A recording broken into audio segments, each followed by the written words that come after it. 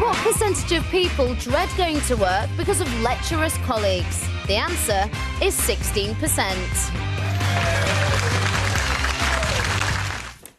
I'm fascinated by this. I want to know what you say, because I can't guess at the moment.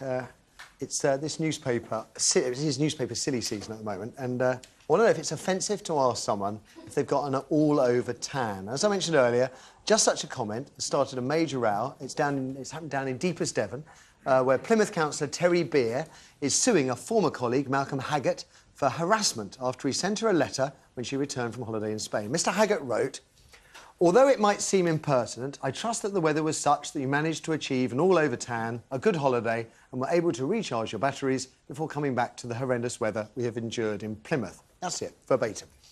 Now, after receiving this letter, Terry immediately went to the council's head of legal and complained about the sexual connotations of the missive, which she felt constituted harassment, something Mr Haggart has consistently and vehemently denied.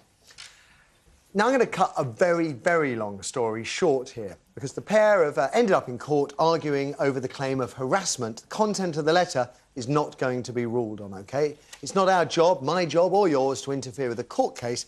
But that said, I would dearly love to know how you would feel if you received just such a letter from a colleague, and more importantly, what you would do about it if you didn't like it.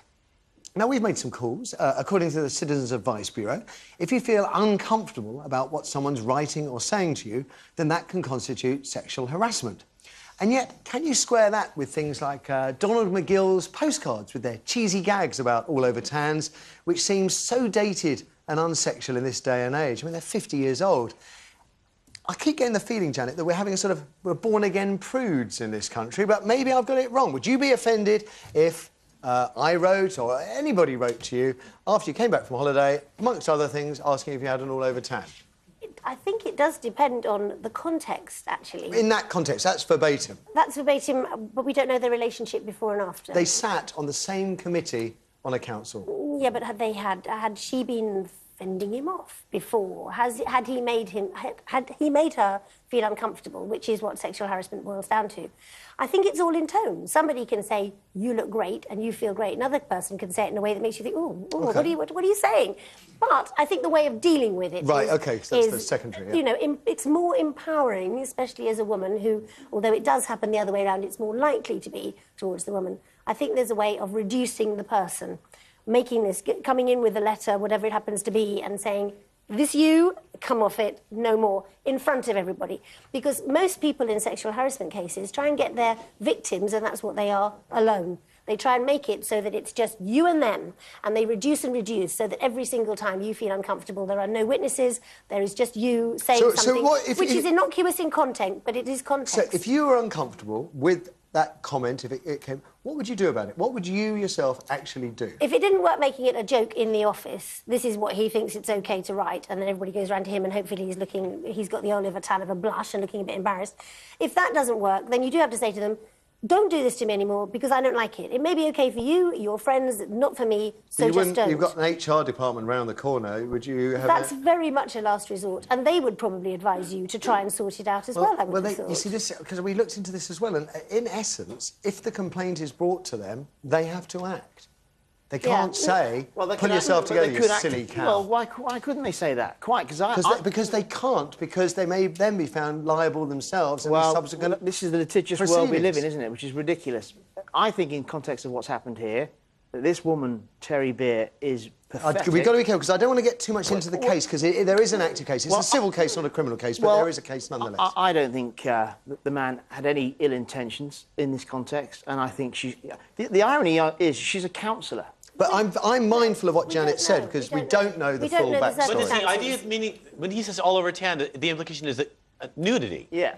I guess they say all over tan and tan ads, meaning getting a tan all over your body, like the inside of your arms and the backs of your legs. So maybe he meant that. Maybe he didn't mean nudity at all. Maybe he's not interested in her Maybe at all. This is just opportunism, and this could be, I could get some money out of this, paid for by everyone else in the country, because we all pay our taxes. I have a tan line. I really like my tan line. I show it off all the time. I don't want to know where it is, come on. Scott. I don't want to know. I'll show you later. But it's a way of dealing with it. You know, women have been victims of this in the past, badly. You know, in the olden days, before any legislation protected them, they had to put up with somebody leaning and leering. They had to put up with being asked to do things which were demeaning. They had to put up with being put in a context which made them feel at a loss. So they should be protected from that. But we can do it ourselves, that's the thing. I don't need somebody doing it because I am strong enough, I think, to cope.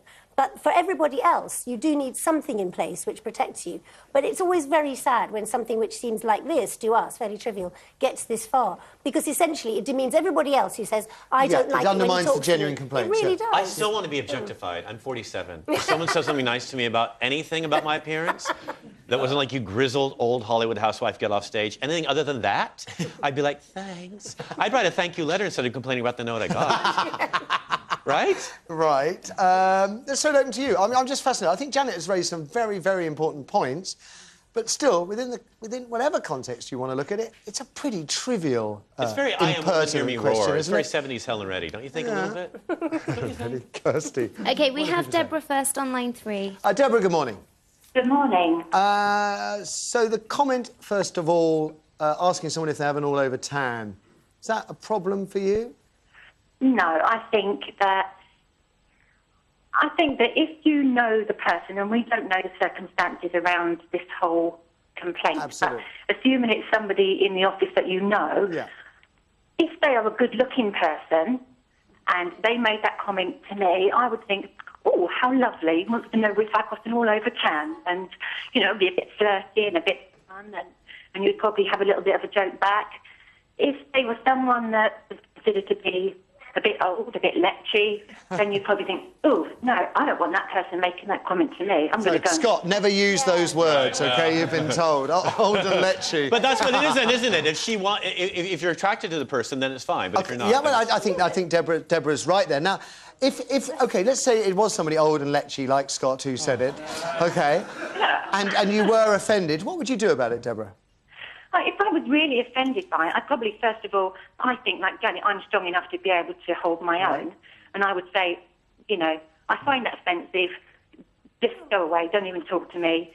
And I would leave it at that. If it was something that was continuously lechy and he kept on about wanting to know if I had white bits or not from my tan, then I would have to be... You know, I would have to make a complaint because OK, if you do it to me, he'd do it to somebody else. Also, Matthew, the finances undermine the case as well, because there's a motive here. Go on. There's a motive for finding a fence, because that fence could be worth money to me. Yes. Also, he just made a weather joke. The British talk about the weather all the time. That's what it was, really, wasn't it? Well, this is what he has apologised, by the way. I should add this into the mix. He has apologised. Thank you for the call, Deborah. I thought it's, you know, interesting points. It depends on who's saying it and your relationship with them. Point, though? You're too old this week, but last week was fine. Yeah. I mean, I do think it's an attitude. If I was a woman, I showed up at work early in the morning, I was a bit tired, and someone said, nice rack, I'd be like, hallelujah. Right? I think we should compliment each other more often. You're having a bad week. You look great. You do. Nice bum. Now you feel better, right? I do. See? Yeah. Thanks. Thanks, Scott. Yeah. Show me your tan line. Let me see it. No. Come on. No. Get it out. Come on. I don't have a tan line. You don't have a tan line? because I take it all off. You take it all? Don't tell us that. Now we're all offended. You made me do it. Kirsty. On line 4, we have Jane. Jane, good morning. Good morning. So, if a colleague asked you about your all-over tan, how would you feel? It wasn't actually a colleague, but it did happen to me last week. Matthew, I work in a chip shop, and on a Friday afternoon we're pretty busy. I'd come back off a 2-week holiday in Santorini, and I'd had a nice colour, all you know, nice and brown. And I had quite a few customers, old, young, mixed age groups, and just the banter in a chip shop was asking me, could they see my white bits, and did I have any? Which my question was back to them. No, and they'd have to guess whether I had any white bits or not. I wasn't offended. My tan will fade, and I won't get any more comments. Now, have you thought about if you sued every one of your customers, how you would never need to work in a chip shop again? Yeah, but it doesn't bother me. I have a laugh. I mean, I take it with the joke what it was intended, and that's all. Now, can I ask you just a slight twist on this? Because it happens to the girls in the office here, and I'm sure it happens to a lot of people watching today. If you walk down the road and a builder makes some leery remark, OK? Yeah. Would you... Is that... Oh, Scott. Keep going. What's the what is he Polish? I'm not talking to you. Baby forearms, tattoos. Come Come on. I'm not talking to you. Jane, if a builder makes some remark, is that still funny or is that harassment? No, I've got a sense of humour, hopefully, and no, I don't find that. OK. And thank them that a 44-year-old woman would still get a wolf whistle. OK, all right, The one I hate, though, can I just say, it's nothing to do with this, is cheer up. I just hate being told to cheer up. I want to kind of go, do you know, I've just had the worst news of my life, and then tell them some horrific story, because why another human being has a... I really hate it. OK, Jane, thank you. Kirsty, we'll have OK, we another. have Peter next on line 2. This is Peter the fella, not the animal rights That's charity, right. I hope. Peter, good morning. Good morning. So how would you feel if someone asked you... I mean, let's ask, you know, guys to guys. How would you feel if I asked you if you had an all-over tan? I'd certainly be flattered. You know, I only go brown when the freckles join up, so I'd be flattered. But I wouldn't like it if a man asked me. Why not? I feel a bit creepy. You know, if I know if the conversation with a lady was going in the right direction, I would ask her. But you've got to be sensitive to how the conversation's going. Work on it. What if I bought you a drink first, or 3, and then you were sitting there and you had your hand on my leg like you always do, let's be honest, and I said, oh, your forearms look nice and tan. Show me the rest. Would that be bad? We're just talking, we're friends. Do not go there. Don't go there. But you wouldn't... Would you feel... If Scott came on as gently as that, and believe me, he can come on a lot heavier, if he came on as gently as that and it was in the workplace, would you run off to the head of legal and make an official complaint? No way. No. OK. I mean, I would just say, well, no, I won't go. Don't go there. OK. Jane, our lady All right, at the Peter. chip shop, was eminently sensible, and this case is ridiculous. Yes. We'll get one more to round it off, please, Kirsty. OK, we have Jason, and he's on line 1. Jason, good morning. Another fella. What do you think, sir? Morning, Matthew. Morning. Well, this happened to me the other day. Go on. Well, I was asking, actually. I had a rep in the shop. And she looked like she had a brown hat on and a brown pair of gloves and brown ankle socks. So I said, is that all over? Because I had this vision that without it was all white, other than her hands and her face. And she said, yes. I said, is it real? Because I couldn't believe that somebody could be that brown. Have you ever seen Kerry Katona? Like a coffee table with eyes. But she was. That's where she'd been on holiday. She was brown all over, apparently. And was she offended by you, Jason? Not by the time. Well, I did mention that she needed a good buffing over. OK. Oh, dear. I rest my case. Yes. Context. You had a great characterable voice, didn't you? Yes. Context is all. Let's move on. It is Friday. It's a bank holiday weekend. We're in a good mood. After the break, we're asking if you can tell someone's dirty just by looking at them. As I mentioned earlier, Kirsty and I have been discussing this backstage. I have a theory. It's the ones who look like butter wouldn't melt in their mouth who are the most depraved, whereas the ones who dress to give the impression they're up for it are anything but. I want to know what you think, though. 0207 173 5555 is the number. Dial it and we'll talk dirty after these. The dirtiest-minded people prefer which flavour of ice cream? Vanilla, coffee or strawberry? Find out after the break.